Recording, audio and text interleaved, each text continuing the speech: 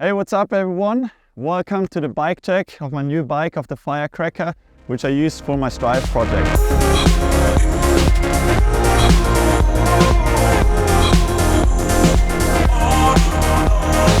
So we've got here the Canyon Torque with 27.5 wheels, rear and front. And this bike is a size medium, just because I prefer having a bit of a smaller bike, and it just feels a bit more maneuverable for me. So just an overall better feeling. Special thing about this bike, I mean obviously the color, the design of it.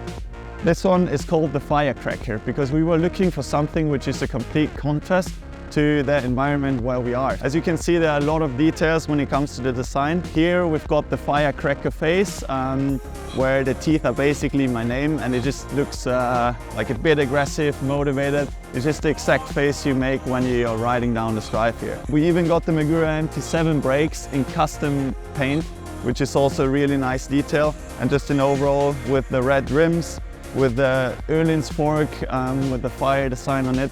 I think it's just a very complete design, which is super poppy for the video and for photos. But the biggest difference to every other bike are of course the tires. We've got here Pirelli Scorpion tires on this bike.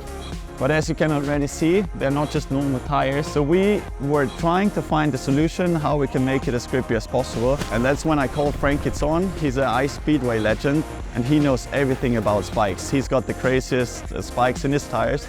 So I phoned him up and I was like, Frankie, do you have any idea of how we can make this setup work for the things I want to do here? Ja, brutal. Ja, Ja, die fahren schon rein. keine Kompromisse. Da sicher nicht, ne? Da sicher nicht. Wie schaut's aus mit dem Reifen? Du, Ist gut weitergekommen. ist gerade fertig geworden. Es wird, glaube ich, der Favorit werden. Haben wir auf der Seite dann für die Kurven. Kitzbühel ist ja eigentlich eine interessante, schnelle Strecke.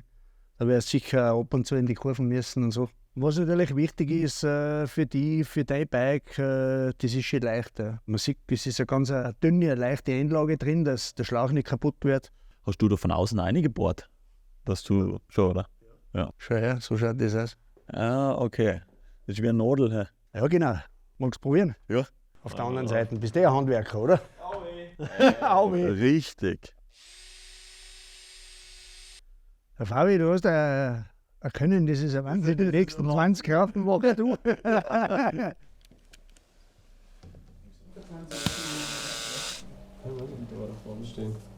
Fertig, Fabi, oder? So ist es. Super. Das ist perfekt. So we decided to go with two different versions. We've got 8mm spikes and 6mm. For super steep stuff, I wanted to have longer screws which have a bit more traction, and for big jumps where the pressure is more straight on the ground, I wanted to have a bit of just shorter ones, so it's simply a bit more safe. Tire pressure was running around 3 bars. We really tried to make it super stiff, quite a lot of air into it, so the screws are really sharp and perfect in place. To keep me a bit more safe from the spikes, we put a fender on it. As you can see, this fender already has seen a couple of development stages, and it doesn't look as good anymore.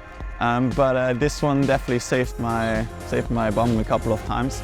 A major part for how the bike feels in such an environment is of course the setup of the suspension. We've got here Öhlins suspension, rear and front.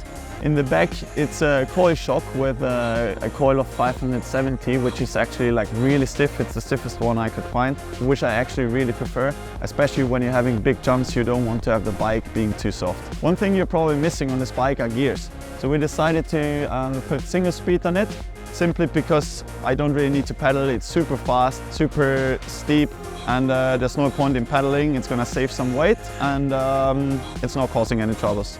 The problem we were facing in the low temperatures were actually that the brakes started to freeze.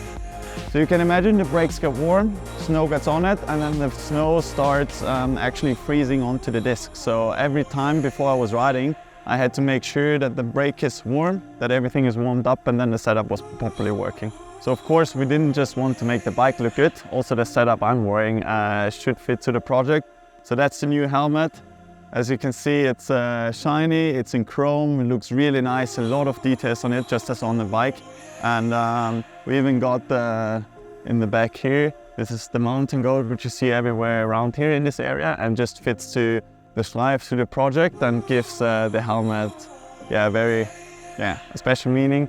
And next to that, we've got more flames in the front, just as on the bike. And of course, we also had to have a galek to make sure the project's gonna be good. So even the gear, we had to design it just as the bike. It's the 9-yacht gear with the logo and fire flames. Just looks really nice. It's just so poppy for all the videos, all the photos.